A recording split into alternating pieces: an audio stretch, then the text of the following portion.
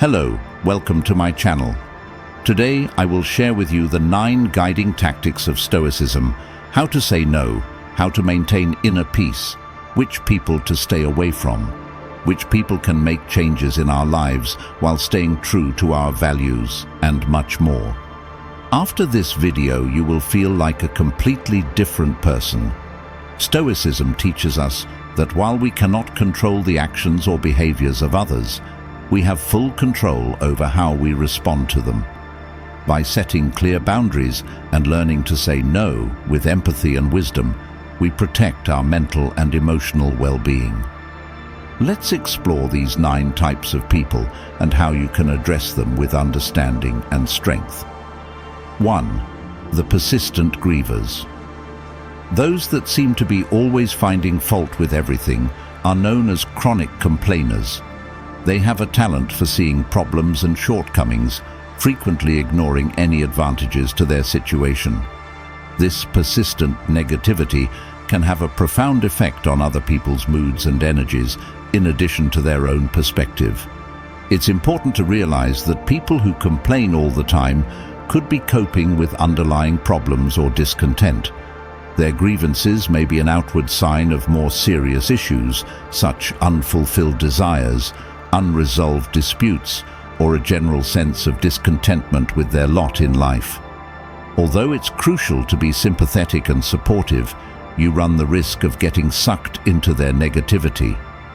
Actively listening to persistent complainers' issues is the first step towards properly managing encounters with them. Recognizing their emotions demonstrates your concern for them and affirms their experience. But it's also critical to move the discourse away from problems and towards solutions. You could gently bring up different viewpoints or provide helpful guidance to assist them deal with their issues. If someone is always whining about their job, for example, you could advise they look into methods to make their workplace better or urge them to take the initiative to further their career. Establishing limits is also very important.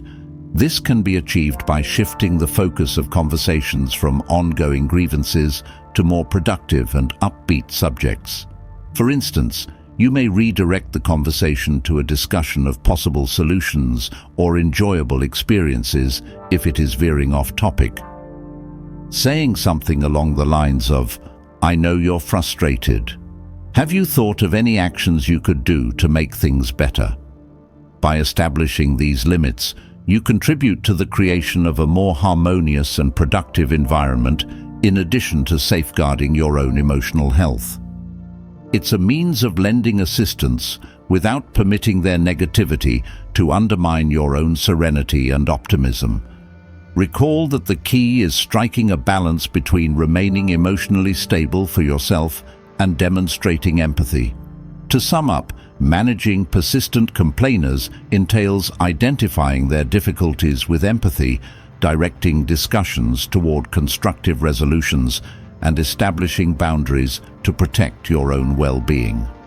This strategy enables you to assist others while making sure that their negativity doesn't compromise your own mental health. 2. The tricksters. Manipulators are adept at swaying others in their favor by employing a variety of strategies. To accomplish their objectives, often at your expense, they could use charm, guilt, or deception.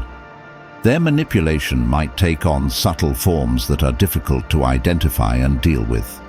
These people may put emotional pressure on you to feel like you're in charge of their happiness or to influence your choices in their favor. Insidious manipulation frequently appears as harmless or even endearing conduct. For example, a manipulator may gain your favor by charming you while quietly pressuring you to give you. They may also cause you to feel guilty, as like you're failing them or not providing them with enough assistance. Their goal is to conceal their actual intentions while placing the blame for their demands or wants on you. That's why it's so important to keep your integrity and self-respect intact when dealing with manipulators. To begin with, learn their strategies and how to spot manipulation when it occurs. Creating a sense of pressure or urgency is a common tactic used in manipulation, and it can impair your judgment. You can evaluate the situation and react properly more effectively if you maintain your composure and objectivity. It is imperative to reply to manipulators with boldness and clarity. Establish and convey your boundaries with clarity and sternness, saying, "I understand that you need help, but I'm not able to assist with this," for instance, can counteract being guilted into doing a favor by a manipulative individual. This direct answer aids in averting additional manipulation. Refrain from giving in to pressure or surrendering your morals in order to please the manipulator. Instead, stick to your principles and make judgments that suit your needs and standards. You safeguard your own health and make sure that your behavior is in line with your personal ideals by doing this. It's beneficial to consider potential reasons for the manipulation as well. The urge to help or your empathy is often exploited by manipulators. You can handle the situation more skillfully and resist giving in to peer pressure if you are aware of their motivations. Recall that establishing boundaries with manipulators is about protecting your own honor and fostering polite, well-functioning relationships, not about being cruel to them. In conclusion, managing manipulators necessitates understanding their strategies, communicating your boundaries clearly, and maintaining a strong commitment to your own values. You may protect your well-being and make sure that your decisions are in line with your genuine ideals by approaching these conversations with assertiveness and clarity. 3. The people who look for drama. People that seem to thrive on chaos and conflict are known as drama seekers, and they frequently entice people into their chaotic and stormy lives. To stay the center of attention, they may purposefully instigate or exaggerate problems. This conduct can seriously disturb the stability and tranquility of people around them, since it stems from a deep-seated need for excitement, affirmation, or a sense of importance.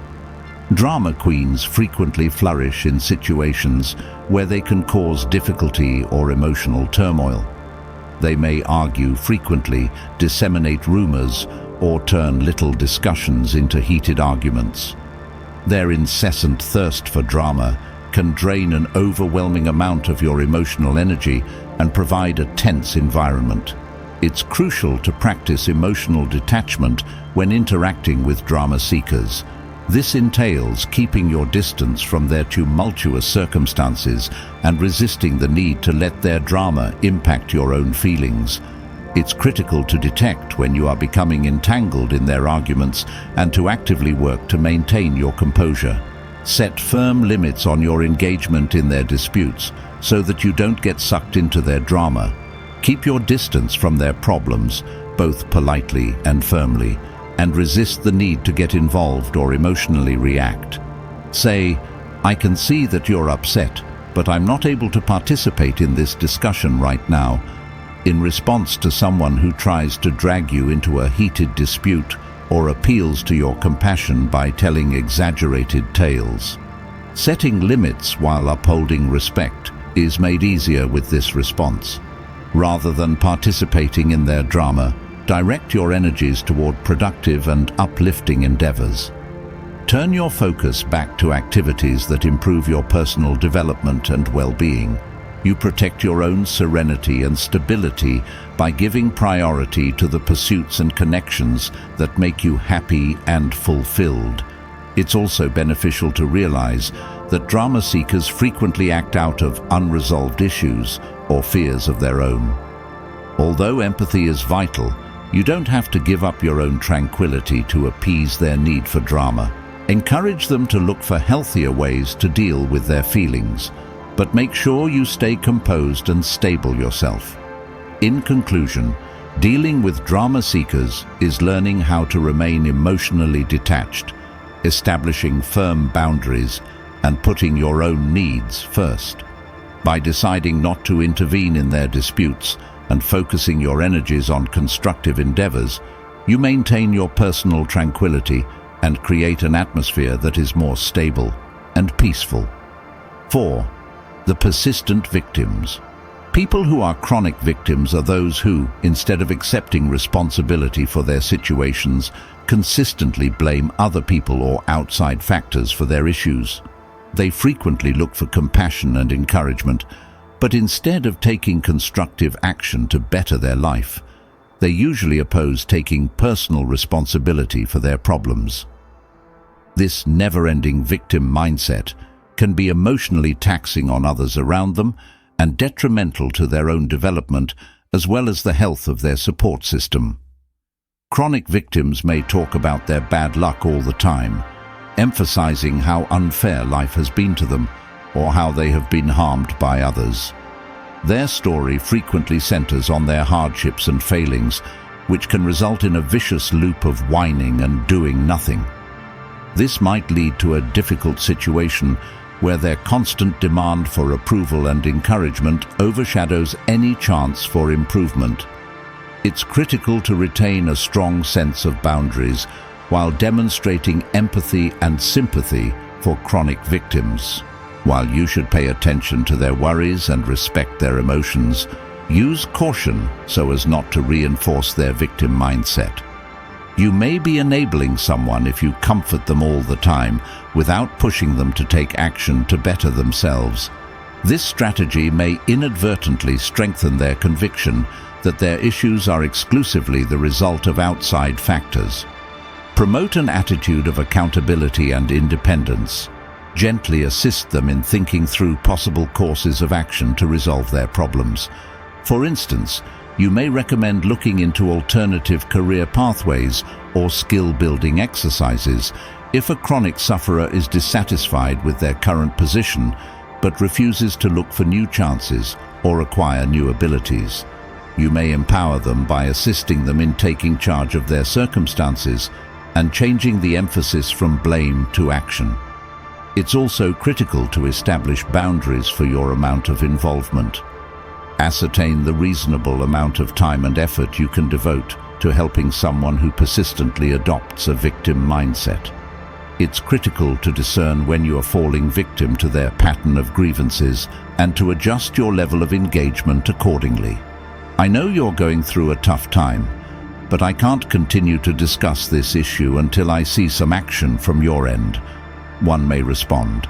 This strategy helps maintain your own emotional and mental well, in addition to fostering their personal development.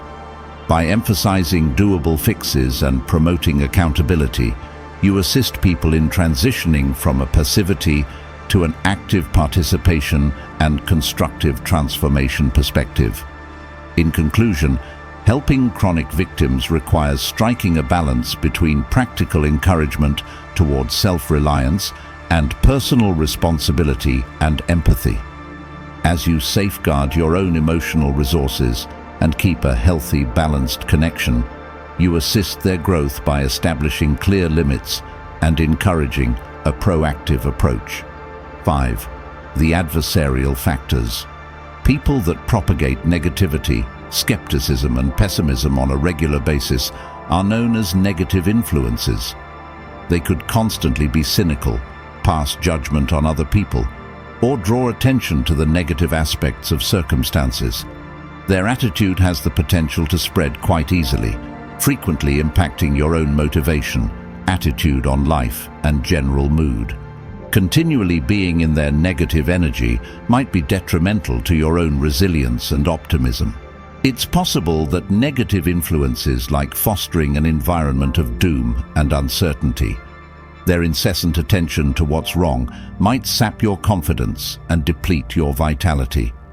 They might cause you to second-guess your choices, minimize your accomplishments, or overall throw a pall over your happy moments. It might be difficult for you to stay motivated and upbeat as a result. Stoicism encourages us to resist negativity from the outside world and to develop an optimistic outlook. The Stoic school of thought holds that although we have no influence over the deeds or attitudes of others, we do have power over how we react to them. This entails being aware of the influence of unfavorable role models and making deliberate decisions about how to interact with them. You must keep your distance from negative influences if you want to safeguard your own optimism.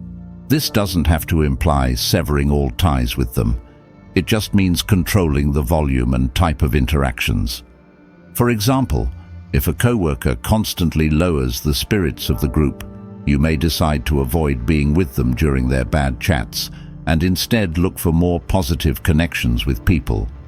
Assist those that motivate and encourage you, those that support your ambitions, uphold your ideals, and make good contributions to your life should be in your immediate vicinity. You may strengthen your resilience and offset the negative impacts of negativity by surrounding yourself with helpful people and positive interactions. Try to establish and maintain relationships with people who inspire and uplift you. Another important tactic is to practice focusing on ideas that are constructive and good. When you come with negativity, focus your attention on the things that make you happy and fulfilled. Take part in things that improve your well-being, such hobbies, physical activity, or quality time with loved ones. You may increase your emotional and mental toughness by surrounding yourself with pleasant experiences. To put it briefly, regulating your relationships with negative influences, identifying their impact on your motivation and attitude, and actively seeking out good influences are all part of coping with negative influences. You may protect your own well-being and strengthen your resistance to outside negativity by keeping a happy mindset and surrounding yourself with encouraging people. The informers. Those who like discussing other people's personal affairs and spreading rumors are known as gossips. They frequently take great pleasure in telling dramatic tales, emphasizing private information and shocking facts about those who aren't there to defend themselves. Talking about other people may damage your reputation, divert attention from discussions that might be more insightful and fruitful, and undermine your morals and honesty. Because of its spectacular quality and potential to foster a fleeting social link, gossip may be seductive. But engaging in gossip frequently creates a poisonous atmosphere where respect and trust are undermined. It can contribute to a negative and judgmental society where the emphasis is on devaluing others rather than encouraging understanding and support amongst people. Avoid engaging in conversation with gossipers while interacting with them. Avoid the urge to participate in or add to rumors. Instead, direct the discourse towards civil and productive subjects. Saying something like, "I'd prefer not to discuss people who aren't here," might help gently refocus the topic if someone starts chatting up someone. Let's discuss a more upbeat topic. Uphold your own principles by concentrating on subjects that advance both individual and group development. Take part in discussions that are encouraging, educational, or helpful. For example, you may talk about common interests, objectives, or suggestions for improvement. This strategy not only upholds your own integrity, but also inspires others to engage in more considerate and meaningful conversations. You make a better environment for yourself and everyone around you when you choose to promote a culture of honesty and respect. Set a good example by demonstrating that you prefer civil discourse over rumors. This promotes a healthier and more encouraging community, in addition to helping to forge deeper and more trustworthy connections. In conclusion, dealing with gossipers is refraining from engaging in gossip yourself, guiding discussions towards civil and productive subjects, and maintaining your own moral standards. By emphasizing constructive and meaningful relationships, you can foster an atmosphere that is more encouraging and peaceful by promoting a culture of honesty and respect. The jealous. Envy is a poisonous feeling that ruins other people's happiness when they succeed and gives rise to hatred. Envious people frequently suffer from sentiments of jealousy or inadequacy, which makes them undercut or minimize other people's achievements. Sometimes they will act in ways that are meant to make you feel inferior or minimize your achievements so they can feel better about themselves. Such negativity can have a big effect on your personal happiness and sense of accomplishment. Envy may take many different forms, from subtly hurtful remarks to more overt attempts to undermine your achievements. Someone who is jealous may attempt to minimize your accomplishments, disseminate unfavorable information about your success, or even damage your self-esteem. Rather than being an accurate reflection of your value or accomplishments, this conduct frequently reflects their own conflicts and fears. It's critical to identify jealous people and establish limits with them in order to safeguard your own feelings of happiness and success. Tell them no when they are unable to really rejoice or support your accomplishments. It's critical to realize that their unwillingness to express happiness for you is a symptom of their own emotional difficulties rather than a reflection on your accomplishments. Create and maintain connections with those who can truly support you and rejoice with you. Be in the company of people who encourage you, who appreciate your accomplishments, and who add value to your life. These are the individuals that genuinely support one another and recognize the importance of showing respect and gratitude to one another. Another important step is to practice contentment and thankfulness in your own life. By keeping your attention on your accomplishments and valuing the good things in your life, you build a defense against the damaging impacts of jealousy. Having gratitude makes it simpler to keep your happiness even in the face of negative external influences by reinforcing your sense of fulfillment and pleasure. In conclusion, managing jealous people requires establishing limits, looking for encouraging connections, and developing your own feelings of thankfulness and satisfaction. Envy has a negative effect on your well-being, but it may be lessened by putting your attention on sincere interactions and celebrating your accomplishments. 8. The people who waste time. People who spend your time and energy on pointless or ineffective activities and conversations are known as time wasters. These folks never really add value to your life. They could regularly drag you into gossip, pointless conversations, or pursuits that are at odds with your obligations or personal objectives. Their inability to concentrate and be productive might easily divert your attention from your own goals and impede your advancement. Hobbies that appear innocent or amusing but eventually divert attention from more crucial responsibilities are frequently the hobbies that time wasters thrive on. For example, they may urge you to engage in activities that don't advance your objectives, or ask you to participate in long talks about subjects that don't really affect your life. In the long run, these connections might result in large time losses, even if they could provide temporary entertainment or social engagement. Prioritizing tasks that fit with your beliefs and personal goals can help you manage your time more efficiently. You must also be aware of how you spend your time. Consider the ways in which various pursuits enhance your sense of fulfillment and general well-being. For example, if you are always dragged into long, pointless chats, think about politely apologizing or gently shifting the topic of conversation to something more worthwhile.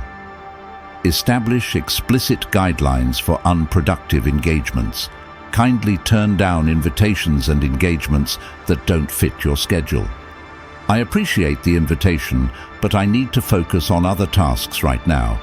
Or, I can't participate in this conversation because I'm working on a project that requires my attention right now, are possible responses. This strategy respects the social dynamics of your connections while enabling you to keep control over how you spend your time. Put your attention on activities that will help you grow and feel fulfilled personally. Whether your goals are in the form of meaningful relationships, personal interests, or career advancement, make time for them. Avoiding distractions is just one aspect of effective time management. Another is actively working on projects that will make you happy and advance your goals. To put it briefly, Managing time wasters entails identifying pointless activities, establishing limits, and allocating time for endeavors that are consistent with your beliefs and goals. You may increase your productivity and work toward reaching your personal and professional goals by practicing time management and concentrating on worthwhile projects. 9. The crosses of boundaries. People who routinely ignore or transgress your personal boundaries, whether they be psychological, physical, or emotional, are known as boundary crossers. They could pressure you to do things that make you uncomfortable, impinge on your time, or invade your personal space. This disregard for your boundaries may cause a great deal of tension and pain, which can be detrimental to your integrity as a person and your mental health. Disregarding your need for emotional space or pressing you to reveal more than you're comfortable with are examples of subtle intrusions that fall under the category of boundary crossing. Other kinds of boundary crossing include repeated calls or texts when you need privacy. These actions may produce a poisonous atmosphere that lowers your well-being and are frequently the result of ignorance of or disrespect for personal boundaries. It's crucial to express your limits in a forceful and clear manner if you want to deal with boundary crossers successfully. Be clear about the time, personal space, and emotional involvement that you require and demand. Saying, "I'm not available for work-related discussions outside of office hours," is one response you may give someone who keeps contacting you during working hours. Let's talk about this tomorrow. When required, reinforce your limits to make sure they are constantly obeyed. When someone crosses a boundary, deal with it quickly and composedly. For example, you may firmly remark, "I need some space right now," if someone is invading your personal area. Please take a step back. This strategy emphasizes the value of respecting your boundaries and aids in helping you re-establish them. You can foster a more positive atmosphere where your wants and ideals are respected by establishing firm and unambiguous limits. Setting boundaries helps build mutual respect in relationships, in addition to serving as a means of self-defense. You may teach others how to behave with you in a courteous and respectful manner by setting and upholding clear boundaries. Thinking about why limits are essential to you is also good. You can enforce limits more consistently if you realize how important they are to your mental and emotional well-being. Setting limits promotes good relationships with others, honesty, and stress management. In conclusion, handling people who transgress your boundaries requires recognizing the importance of boundaries for your safety, communicating in an authoritative and clear manner, and consistently reinforcing your limitations. You build an atmosphere that respects and supports you and your beliefs by setting and upholding hard limits. Developing the ability to say no is a crucial part of practicing Stoicism. It's about preserving your inner harmony, adhering to your fundamental principles, and making sure that all of your encounters are civil and productive. You protect your mental health and integrity when you say no with clarity and sensitivity. I appreciate you being here with me today as we discussed the value of creating boundaries and these Stoic ideals. If you thought this video was insightful, please subscribe to Philosophy of Resilience, give it a thumbs up, and share it with others you think would find it useful. Let's work together to create a community that values resiliency, strength, and knowledge. Remain resilient and strong, and never forget how precious your peace and well-being are.